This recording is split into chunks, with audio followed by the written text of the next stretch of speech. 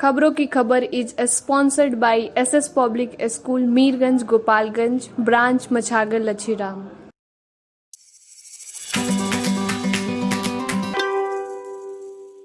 मैं हूं दयाशंकर और आप देख रहे हैं खबरों की खबर। आज की संक्षिप्त खबरें। आज जिले में 8 केंद्रों पर टीकाकरण का काम शुरू हुआ। आज जिले में 394 लोगों को टीका दिया गया। पुरुष 112, महिला 282। अंबेडकर भवन टीकाकरण केंद्र पर डीएम नवल किशोर चौधरी पहुंचे और फीता काटकर कार्यक्रम का शुरुआत किया।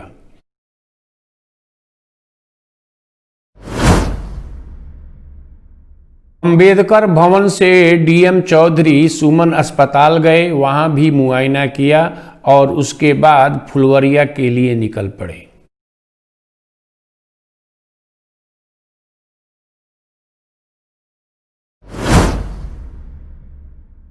फुलवरिया और पंचदेवरी में डीएम चौधरी के साथ अनुमंडल पदाधिकारी श्री अनिल कुमार रमन थे। इस दौरान उन्होंने हथुआ, पंचदेवरी और फुलवरिया प्रखंड का निरीक्षण भी किया। नगर को जाम से निजात दिलाने के लिए नगर पंचायत मीरगंज के कार्यकारी पदाधिकारी केशव गोयल दिन भर जाम हटाते रहे और अतिक्रमण जिन लोगों ने किया था उन्हें हिदायत दी कि भविष्य में यहाँ पर कोई काम नहीं होना चाहिए।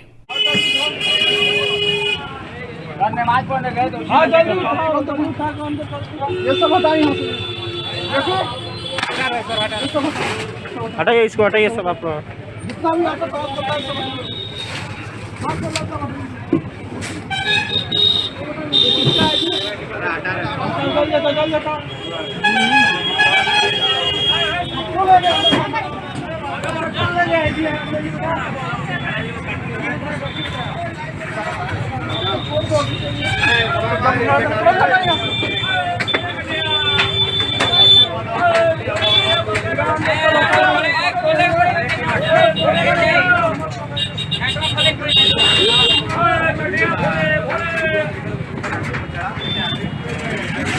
चलिए जी, आप लोग क्या कर रहे हैं? आप लोग जाइए, आप लोग जाइए, बस अभी हटवाइए, जी हटवाइए, बस जी हटवाइए। दिखना नहीं चाहिए, समझ लेना। नाले के ऊपर लगाए लो, उसके पीछे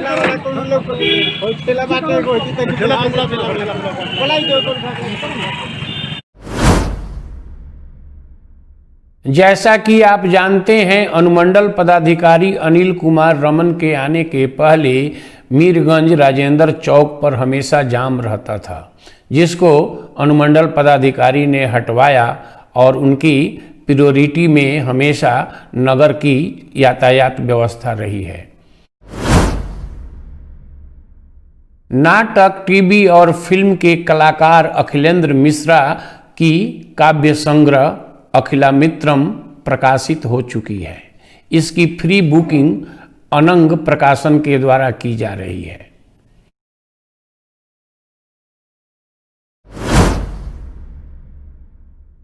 अभिनेता अखिलेंद्र मिश्रा ने अपने 5 दशकों के अनुभव को जो समझा है उसको काव्य के रूप में दिया है और आप अखिलेंद्र मिश्रा को इन काव्य संग्रह को पढ़कर बेहतर तरीके से समझ सकते हैं।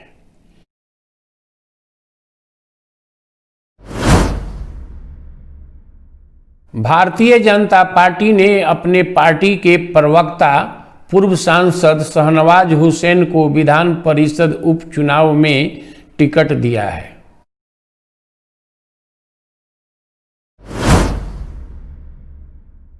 शाहनवाज हुसैन विधान परिषद उपचुनाव में एनडीए के प्रत्याशी होंगे।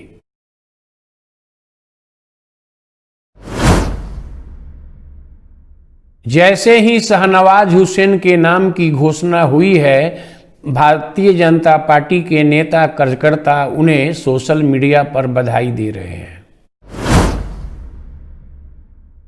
एनआईटीएन क्लासेज मीरगंज ब्रांच सिवान ने स्कॉलरशिप कम टैलेंट सर्च एग्जामिनेशन 4 की घोषणा की है।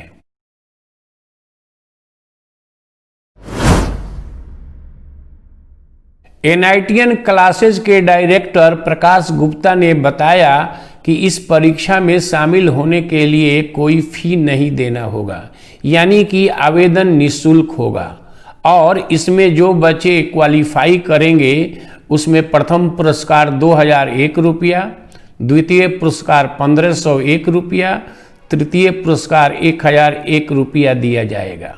और इस परीक्षा में बैठने की योग्यता 10th अपियरिंग होगी, यानी कि जो छात्र इस साल 10th की परीक्षा दे रहे हैं वे इस परीक्षा में बैठने के योग्य हैं। मीरगंज बिजली विभाग एक्टिव मोड में है। कोई भी सूचना हो तुरंत व्हाट्सएप नंबर पर भेज देता है कि कब लाइन कटेगा, कब लाइन रहेगा, कब लाइन नहीं रहेगा। इससे नगरवासियों को काफ़ी सहूलियत हुई है। मीरगंज बिजली विभाग के जेई अभिषेक कुमार का कहना है कि हम नागरिकों को ज़्यादा से ज़्यादा बिजली की सुविधा देना चाहते हैं, लेकिन उपभोक्ताओं से भी आग्रह है कि अगर उनके यहाँ बकाया बिल है तो उसे तुरंत जमा करें, नहीं तो उनका कनेक्शन काट दिया जाएगा। और कनेक्शन काटने के बाद अगर कोई दोबारा जोड़कर उसे लाइन जलाता हुआ पाया जाएगा तो उस पर कार्रवाई की जाएगी, वो चोरी माना जाएगा। मीरगंज नरैनिया निवासी लायंस क्लब के सदस्य दांत रोग विशेषज्ञ डॉक्टर नीरज कुमार का आज जन्मदिन है। जन्मदिन के अवसर पर लोग उन्हें सोशल मीडिया पर बधाई दे रहे हैं।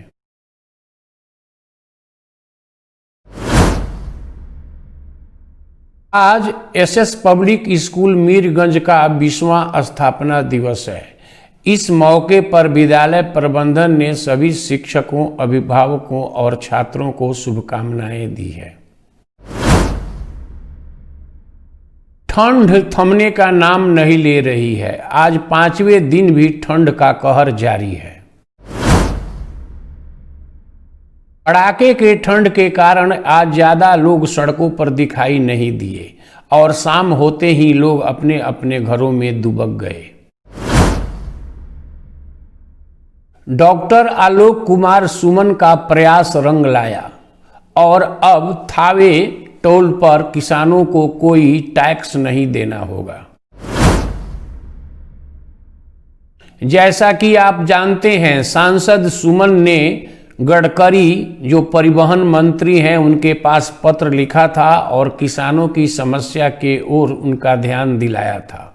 उन्हीं के पत्र के आलोक में आज ये आदेश पारित हुआ है जिसमें कहा गया है कि किसानों से कोई टैक्स नहीं लिया जाएगा।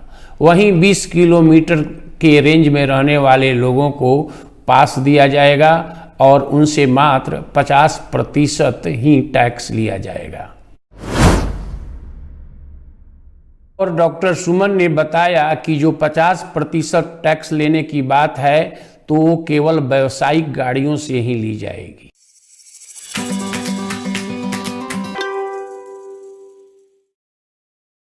आज की चर्चा में हम चर्चा करेंगे कोरोना के बारे में, यानी कि कोविड-19 के बारे में।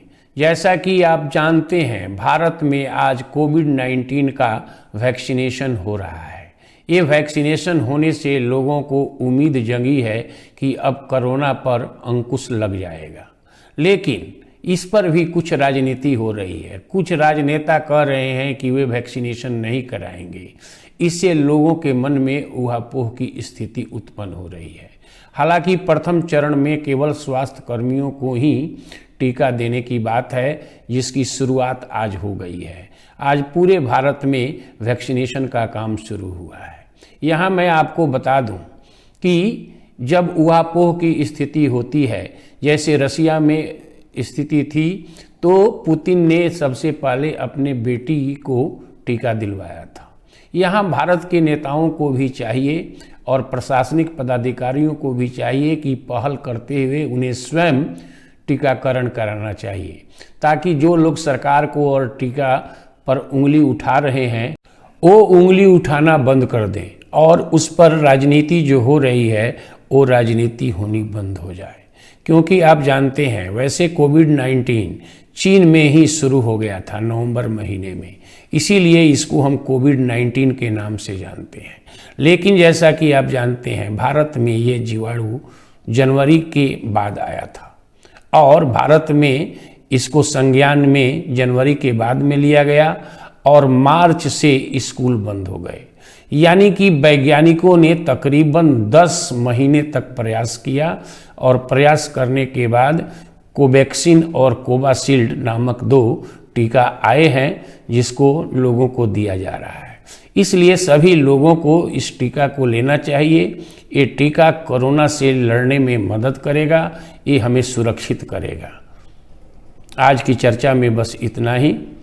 खबर के अगले एपिसोड को देखने के लिए दिए गए लिंक पर क्लिक कर आप हमारे चैनल को सब्सक्राइब करिए, लाइक करिए, कमेंट करिए। धन्यवाद।